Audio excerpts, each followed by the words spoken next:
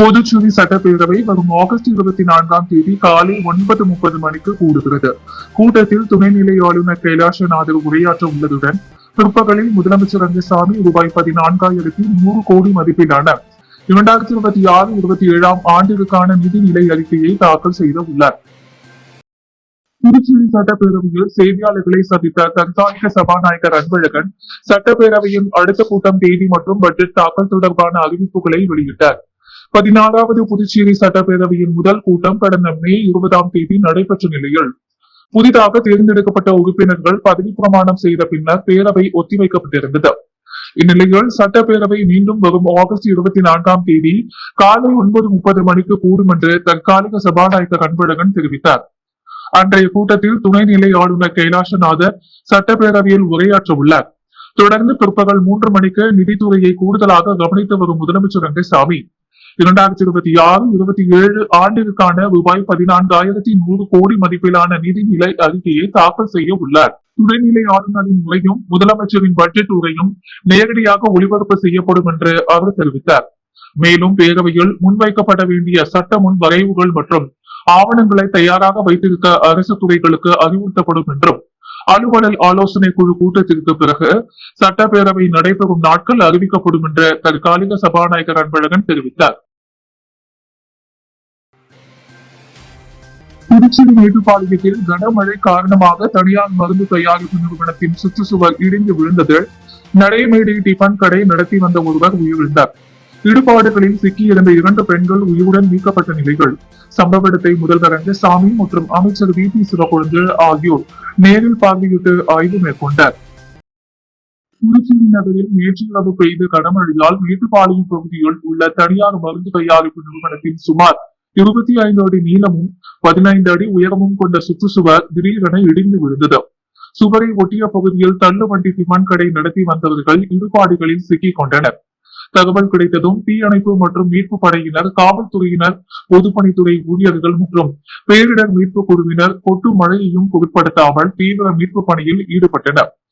மீட்பு பணியின் போது சாமுண்டீஸ்வரி மற்றும் செங்கேனி ஆகிய 2 பெண்கள் உயிருடன் மீட்கப்பட்டு மேல் சிகிச்சைக்காக ஜிப்மர் மருத்துவமனைக்கு அனுப்பி வைக்கப்பட்டனர். தொடர்ந்து நடைபெற்ற தேடுதல் பணியில் கங்காமணி என்பவர் உயிரிழந்த நிலையில் மீட்கப்பட்டார்.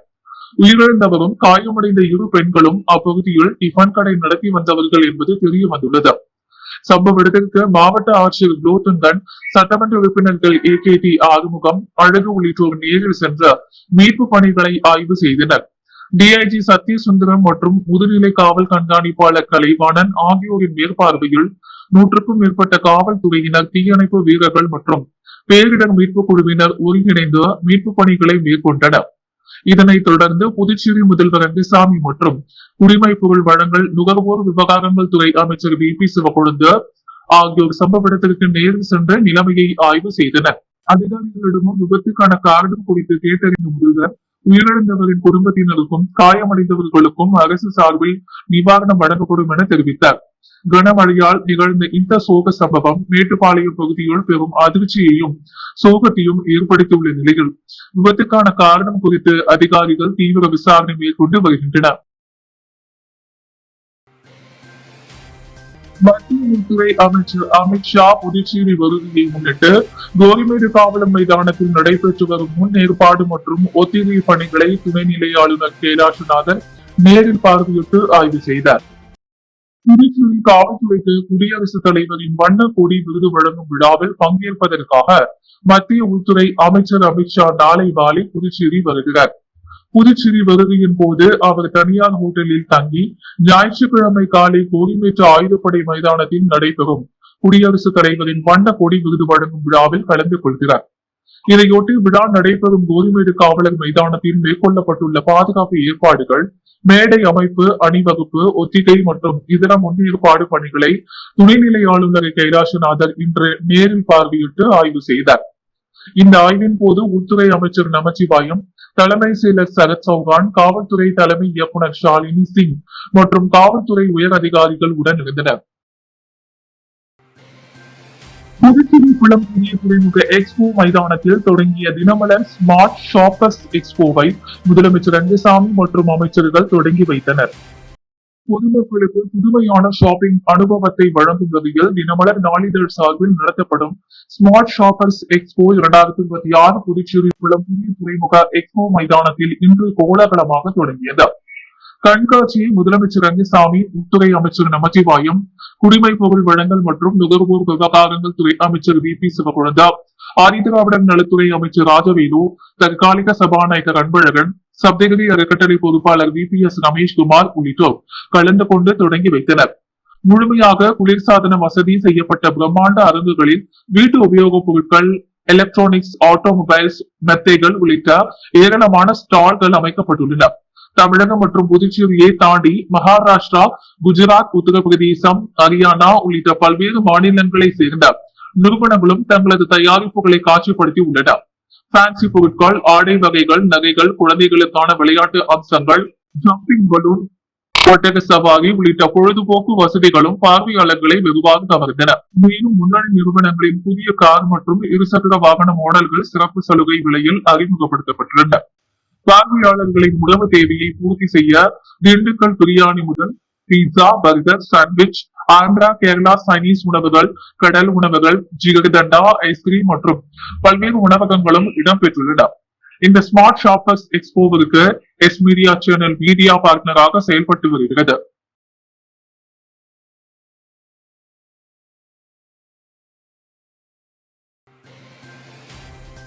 புதுச்சேரி நாசிப்பேட்டையில் பெய்த கனமழையால் வெள்ளம் போல் தேங்கிய மழை நீரை அமைச்சர் சிவகுழந்து ஆலோசனையின்படி சப்தகிரி அறக்கட்டளை பொறுப்பாளர் VPS ரமேஷ்குமார் ஏற்பாட்டின்படி வெளியேற்றப்பட்டது.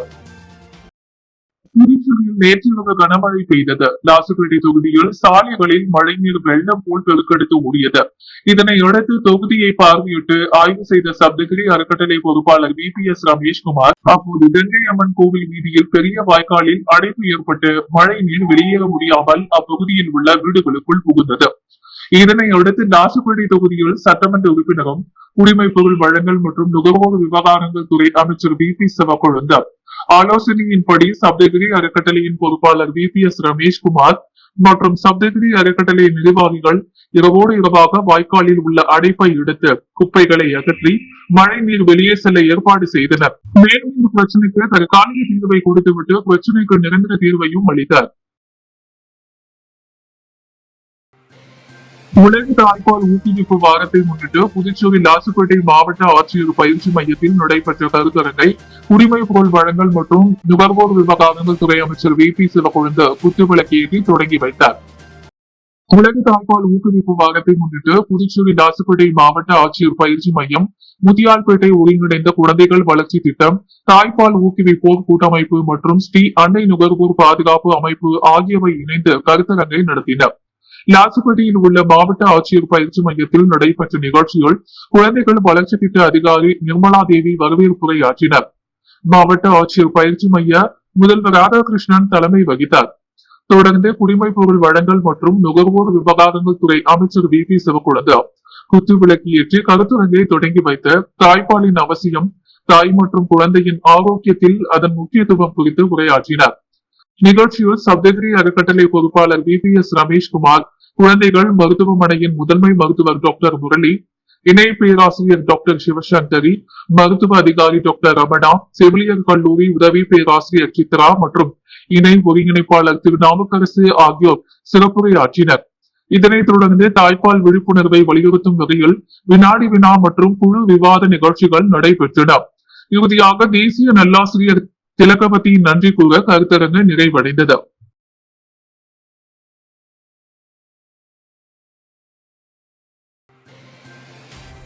புதுச்சேரி விளையூரில் உள்ள புனித லூர்து அன்னை அரசு உதவி பெறும் ஆண்கள் உயர்நிலைப் பள்ளி 9ஆம் வகுப்பு மாணவர்களுக்கு விளையூர் தொகுதி சட்டமன்ற உறுப்பினர் ரவிக்குமார் தொடங்கி ரெயின் கோட்டுகளை வழங்கினார்.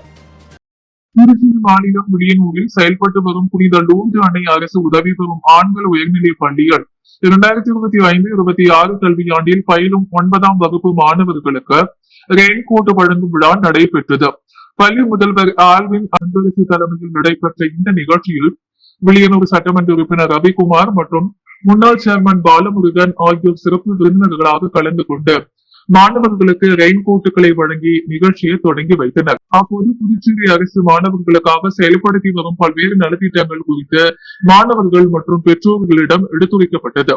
விழாவில் புனித லூர்து அன்னை திருத்தல் பங்கு தந்தை அர்ப்பணி ஆல்பர்ட், பங்கு பேரவை உறுப்பினர்கள், அரசியல் பிரமுகர்கள், முன்னாள் மாணவர்கள், ஓய்வு பெற்ற ஆசிரியர்கள், பெற்றோர்கள் மற்றும் ஆசிரியர்கள் திரளாக கலந்து கொண்டனர். நிகழ்ச்சியின் ஒரு பகுதியாக பள்ளி மாணவர்கள் சிலம்பம் உள்ளிட்ட பல்வேறு தற்காப்பு கலைகளை செய்து காட்டி சிறப்பு விருந்தினர்களின் பாராட்டை பெற்றனர். மாணவர்களின் நலனை கருத்தில் கொண்டு நடைபெற்ற இந்த ரெயின்கோட் வழங்கும் விழா மாணவர்கள் மற்றும் பெற்றோர்களிடையே நல்ல வரவேற்பை பெற்றது.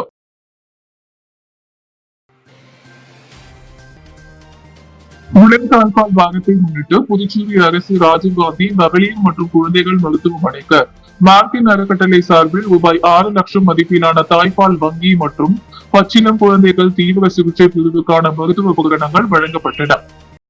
உலக தாய்ப்பால் வாரத்தை முன்னிட்டு புதுச்சேரி அரசு ராஜீவ்காந்தி மகளிர் மற்றும் குழந்தைகள் மருத்துவமனைக்கு தேவையான தாய்ப்பால் வங்கி உபகரணங்கள் மற்றும் பச்சிளம் குழந்தைகள் தீவிர சிகிச்சை பிரிவுக்கான மருத்துவ உபகரணங்களை வழங்கி நிகழ்ச்சி ரோட்டரி கிளப் ஆஃப் பாண்டிச்சேரி குளோபிங் ஸ்டாட்டஸ் ஏற்பாட்டில் நடைபெற்றது.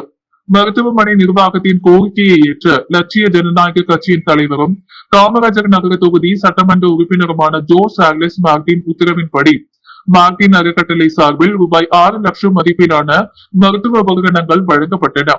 இந்த உபகரணங்களை லட்சிய ஜனநாயக கட்சியின் நிர்வாக பொதுச் செயலாளரும் ரோட்டரி கிளப் ஆஃப் புதுச்சேரி குளோபிங் ஸ்டாட்டஸ் நிறுவனர் மற்றும் பட்டய தலைவருமான ராம்குமார் மருத்துவமனை நிர்வாகத்திடம் ஒப்படைத்தார். நிகழ்ச்சியில் மருத்துவ கண்காணிப்பாளர் டாக்டர் ஐயப்பன், மார்டின் குழுமத்தின் CSR மேலாளர் திவாகரன், காமராஜர் நகர தொகுதி குறைதீர் குழு பொறுப்பாளர் Mohammed Shajitha, rotary club of Puducherry glowing status துணைத் தலைவர் ஹேமா ராணி, செயலாளர் ராஜேஸ்வரி, மருத்துவ திட்ட இயக்குனர் பிரித்திநாத் உள்ளிட்ட ரோட்டரி சங்க நிர்வாகிகள், மருத்துவர்கள் மற்றும் மருத்துவமனை ஊழியர்கள் கலந்து கொண்டனர்.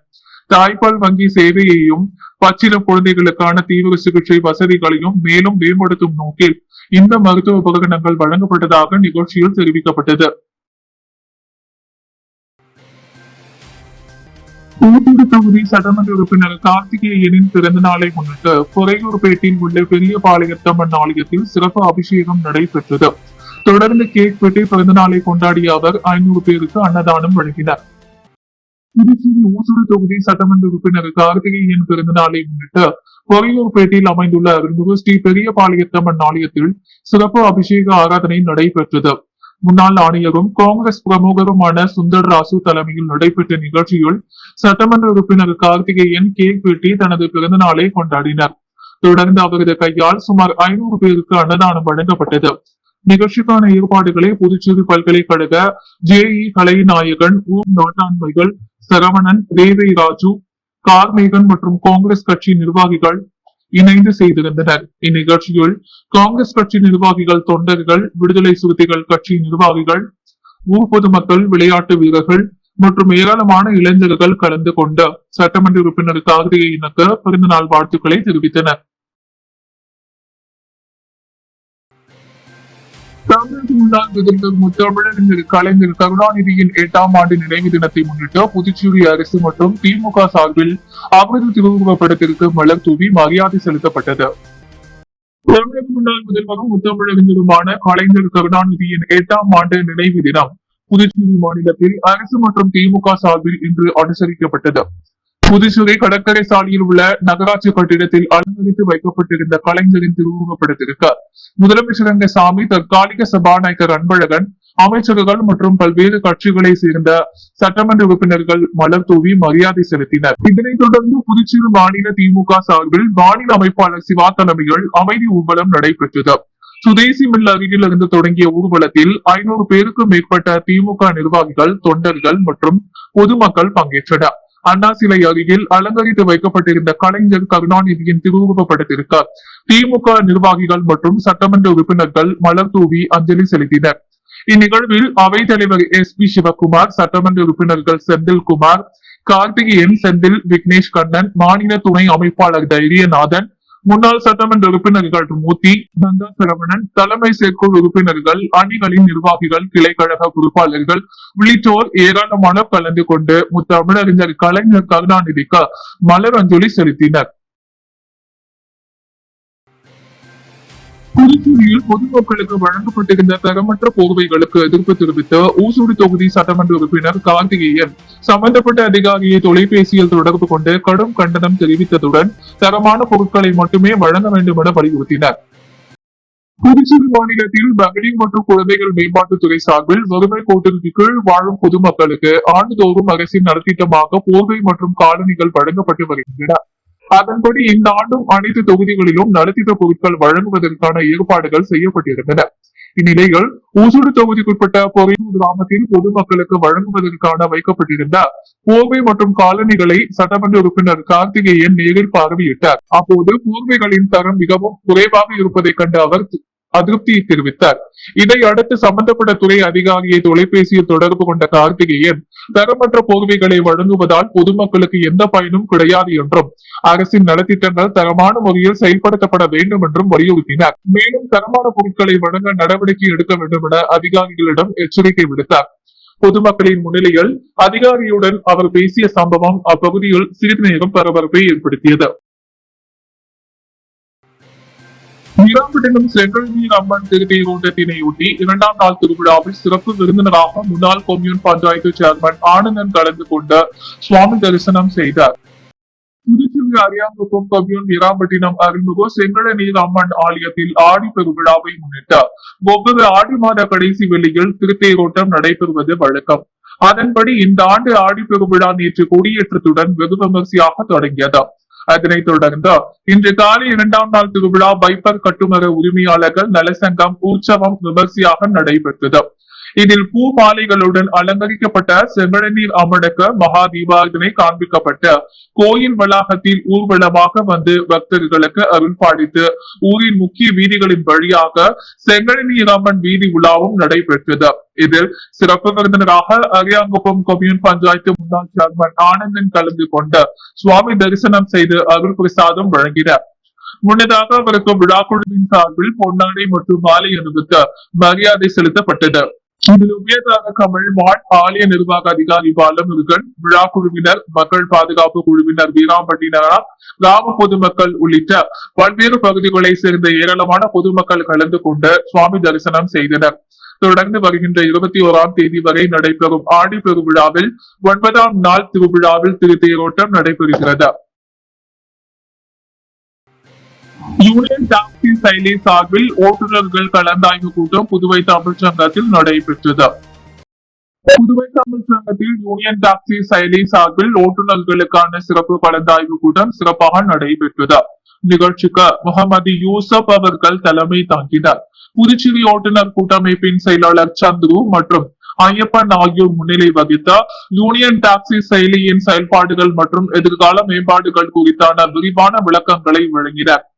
உங்கள் குரல் எங்கள் மாற்றம் என்ற தாரக மந்திரத்தின் அடிப்படையில் நடைபெற்ற இக்கூட்டத்தில் செயலியை பயன்படுத்தும் போது ஓட்டுநர்கள் சந்திக்கும் சவால்கள், பிரச்சனைகள் மற்றும் சிரமங்கள் குறித்து நேரடியாக கலந்து ஆலோசிக்கப்பட்டது. முன்பதிவு மற்றும் பயண சிக்கல்கள் குறித்து ஓட்டுநர்கள் தங்களது கருத்துக்களை தெரிவித்தனர்.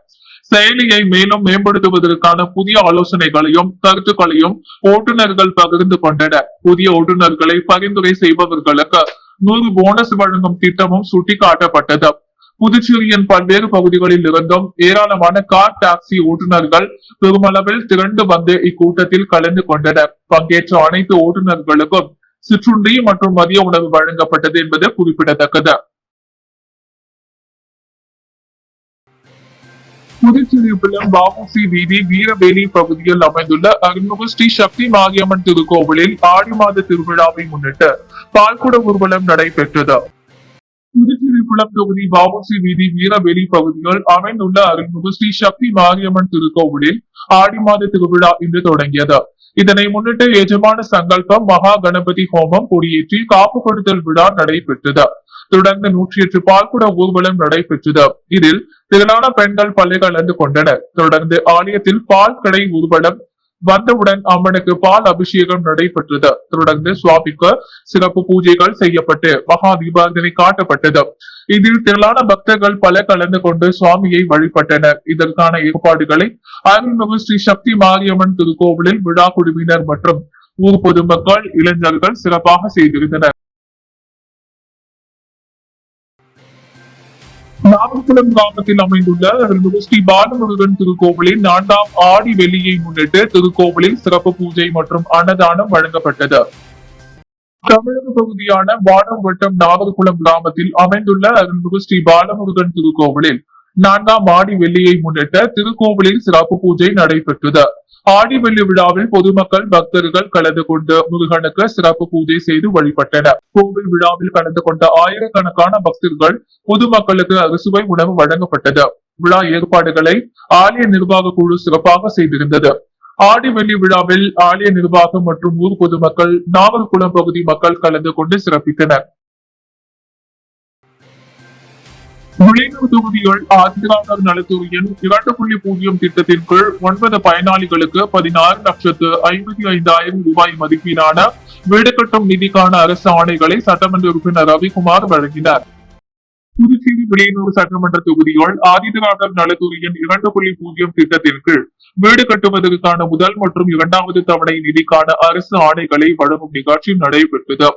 நிகழ்ச்சியில் கலந்து கொண்ட விளைநிறு தொகுதி சட்டமன்ற உறுப்பினர் ரவிக்குமார் தொகுதியை சேர்ந்த 9 பயனாளிகளுக்கு முதல் மற்றும் 2வது தவணையாக மொத்தம் 16,65,000 ரூபாய் மதிப்பிலான அரசு ஆணைகளை வழங்கினார். பின்னர் பயனாளிகளிடம் பேசிய அவர் அரசின் நலத்திட்டங்களை தகுதியான அனைவருக்கும் முழுமையாக பயன்படுத்தி தங்களின் வாழ்க்கை தரத்தை உயர்த்திக் கொள்ள வேண்டும் என்று வலியுறுத்தினார். இந்நிகழ்ச்சியில் ஆதிதிராவிடர் நலத்துறை இயக்குனர் அர்ஜுனன் ராமகிருஷ்ணன், நல ஆய்வாளர் ஜெயலட்சுமி, என்ஆர் காங்கிரஸ் கட்சி நிர்வாகிகள் மற்றும் துறை அதிகாரிகள் கலந்து கொண்டனர்.